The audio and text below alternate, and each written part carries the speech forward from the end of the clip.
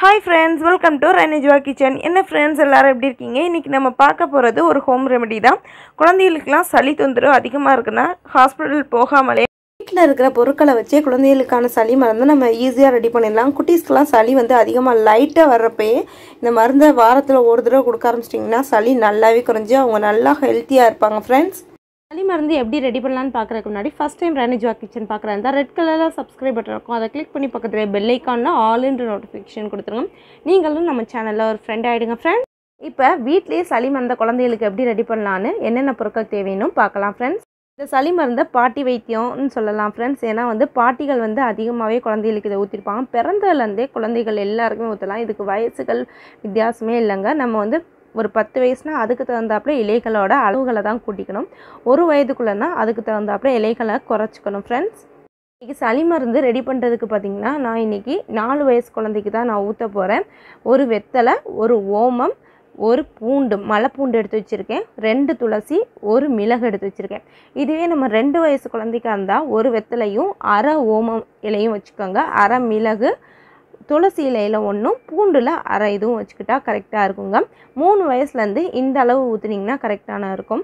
5 வயசுக்கு மேலே 2 வெத்தலை, 2 ஓம இலை, 2 பூண்டு, 2 மிளகு, 4 துளசி வச்சுக்கிட்டா கரெக்டாக இருக்கும் ஃப்ரெண்ட்ஸ். சளி மருந்து ரெடி பண்ணுறதுக்கு நமக்கு உரலில் எல்லா பொருளையுமே சேர்த்துலாம். வெத்திலை, மிளகு, ஓமம், 2 துளசி, பூண்டு எல்லாத்தையுமே சேர்த்துட்டு நான் நல்லா நைஸாக இடித்து எடுக்க போகிறேன். உங்கள்கிட்ட உரல் இல்லாட்டியும் அம்மி இல்லை மிக்ஸி ஜாரில் லைட்டாக தண்ணி சேர்த்து நீங்கள் நைஸாக அரைச்சிக்கோங்க. ரொம்பவே ஈஸியாக தான் இருக்கும். மிக்சியில் போட்டால் நல்லா வந்து நைஸாக அரைக்காது. நல்லா வந்து அம்மிக்கல் இந்த மாதிரி வச்சு அரைச்சிங்கன்னா கூட நல்லா நைஸ் ஆகிடும். ஒரு 5 ml மட்டும் தண்ணி இது கூட நம்ம வந்து லாஸ்ட்டாக தான் ஃப்ரெண்ட்ஸ் சேர்க்கணும். நல்லா நைஸாக ஃபஸ்ட்டு அரைச்சி இந்த மருந்தை பார்த்திங்கன்னா காலையிலேருந்து சாயந்தரத்துக்குள்ளே எப்போ வேணால் ஊற்றிக்கலாம். கொஞ்சம் சாப்பிட்டுட்டு கொஞ்சம் வெறுவயிறாக இருக்கிறப்போ ஊற்றுனீங்கன்னா ரொம்பவே நல்லது. அப்போ கரெக்டாக இருக்கும். மருந்தை நல்லா அரைச்சிட்டேன். ஒரு 5 ml அளவுக்கு நல்லா சூடு பண்ணி ஆற வச்ச தண்ணியாக இது கூட சேர்த்துக்கலாம். தண்ணியை சேர்த்துட்டு மறுபடியும் அந்த மருந்தை தண்ணியோடு நல்லா மிக்ஸ் பண்ணி அரைச்சிட்டு அதுக்கப்புறமா நம்ம வடிகட்டிக்கலாங்க. இந்த மருந்து ரொம்பவே குழந்தைகளுக்கு சளிக்கு ரிலீஃபாக இருக்கும். இப்போ சளி மருந்து சூப்பராக ரெடி ஆயிடுச்சுங்க. அதை நான் வடிகட்டி வச்சு நல்லா வடிகட்டிட்டு லைட்டாக வந்து தண்ணி சேர்த்து மறுபடியும் ஒரு வடிகட்டிக்கலாம். அதோட மருந்தை நல்லா வடிகட்டி ஆச்சுங்க. அந்த இருக்கிற சக்கையில் இன்னும் கொஞ்சம் தண்ணி சேர்த்து மறுபடியும் ஒரு தடவை வடிகட்டிட்டா மருந்து ஃபுல்லாகவே வந்துடும். இந்த மருந்து பார்த்திங்கன்னா வெற்றிலை தண்ணீரை நம்ம வந்து குழந்தைகளுக்கு மாதத்தில் ஒரு தடவையாக கொடுக்கலாம். சளி இருந்துச்சுன்னா வாரத்தில் ஒரு 2 தடவை கொடுங்க. சளி நல்லாவே குறைஞ்சிரும். உங்கள் குழந்தைகளுக்கு இந்த மருந்தை வந்து கொடுத்திங்கன்னா சளி வந்து மலம் வழியாகவும் வாந்தி வழியாகவும் போய் நல்லா குழந்தைகளுக்கு ரிலீஃபாக இருக்கும். அதே மாதிரி சாப்பிட மாட்டாங்க, பூச்சி ப்ராப்ளம் இருக்கும், செரிமான தொல்லை இருக்கும், அழுதுகிட்டே இருப்பாங்க. அவங்களுக்குலாம் இந்த மருந்தை வந்து மாதத்தில் ஒரு தடவை கொடுத்து பாருங்க, ரொம்ப சூப்பராக இருக்கும்.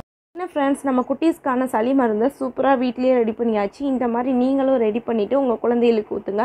மாதத்தில் ஒரு தடவை ஊற்றிங்கன்னா சளி தொந்தரவே இருக்காது. அதிகமான சளி இருந்துச்சுன்னா வாரத்தில் ஒரு 2 தடவை கொடுத்து பாருங்க. சளி இப்போ தான் ஸ்டார்ட் ஆகுதுன்னா வாரத்தில் ஒரு தடவை கொடுங்க. ரொம்பவே சூப்பராக இருக்குங்க இந்த மருந்து. ஏன்னா இந்த பொருள் எல்லாமே நம்ம வீட்டில் வந்து இயற்கையாகவே கிடைக்கக்கூடியது. சளிக்கு மட்டும் இல்லை, உங்கள் குழந்தைகளுக்கு பூச்சி தொல்லை, செரிமான ப்ராப்ளம், வயிறு உப்புசம் இந்த மாதிரி ப்ராப்ளம் இருந்தாலும் நீங்கள் வந்து இந்த மருந்தை தாராளமாக கொடுக்கலாம். நல்லா குழந்தைகளுக்கு உதவும். நான் என்னோடய பொண்ணுக்கு இதை மாதத்தில் ஒரு தடவை கட்டாயம் கொடுத்துருவீங்க. நீங்களும் ட்ரை பண்ணிவிட்டு எப்படி யூஸ்ஃபுல்லாக இருக்கான்னு நீங்கள் கமெண்டில் சொல்லுங்கள் ஃப்ரெண்ட்ஸ். சளினால் நம்ம குழந்தைகள் அதிகமாக வாந்தி எடுப்பாங்க, சாப்பிட மாட்டாங்க, நெஞ்சு சளி அதிகமாக இருக்குன்னா நீங்கள் இந்த மருந்தை தாராளமாக உங்கள் குழந்தைகளுக்கு கொடுக்கலாம் ஃப்ரெண்ட்ஸ். அது பார்த்திங்கன்னா நம்மளுக்கு இந்த மருந்து கொடுத்தாலே அவங்களுக்கு மோஷன் வழியாகவே சளி நல்லா இறங்கிடும். இந்த மருந்தை நீங்களும் ட்ரை பண்ணிவிட்டு எப்படி இருக்குன்னு சொல்லுங்கள். ரொம்ப யூஸ்ஃபுல்லாக இருந்துச்சுன்னா லைக் பண்ணுங்கள், ஷேர் பண்ணுங்கள், கமெண்ட் பண்ணுங்கள். மறந்துடாமல் ராணிஜுவா கிச்சனை சப்ஸ்கிரைப் பண்ணுங்கள். நீங்களும் உங்கள் குட்டீஸ்க்கு சளி லைட்டாக இருக்கிறப்ப இந்த மாதிரி மருந்துகளை ஊற்றி நல்லா குணமாக்கிடுங்க. ஹாஸ்பிட்டல் போய் அதிகமான மருந்துகளை நீங்கள் கொடுக்க வேணாம் ஃப்ரெண்ட்ஸ். நம்ம சாப்பாட்டிலே அதிகமாக மருந்துகள் இருக்குது. உணவே மருந்துன்னு நம்ம முன்னோர்கள் நமக்கு சொல்லியிருக்காங்க. நம்ம குட்டீஸாக இருக்கிறப்பெல்லாம் நமக்கு இந்த வெத்திலை காம்பெல்லாம் வாயில் போட்டு மெல்ல சொல்லி கொடுப்பாங்க. நல்லா வந்து செரிமானம் ஆகும், சளி தொந்தரவு இருக்காது, பசி வந்து பிரச்சனை இருக்காதுன்னு தான் ஃப்ரெண்ட்ஸ் அப்போயே நமக்கு சொல்லியிருக்காங்க. நம்மளோட குழந்தைகளுக்கு இந்த மாதிரி நம்ம கொடுத்து நம்ம குழந்தைகளை ஹெல்த்தியாக வளர்க்கலாம், ஆரோக்கியமான வாழ்க்கையை வாழலாம் ஃப்ரெண்ட்ஸ். தேங்க்ஸ் ஃபார் வாட்சிங்.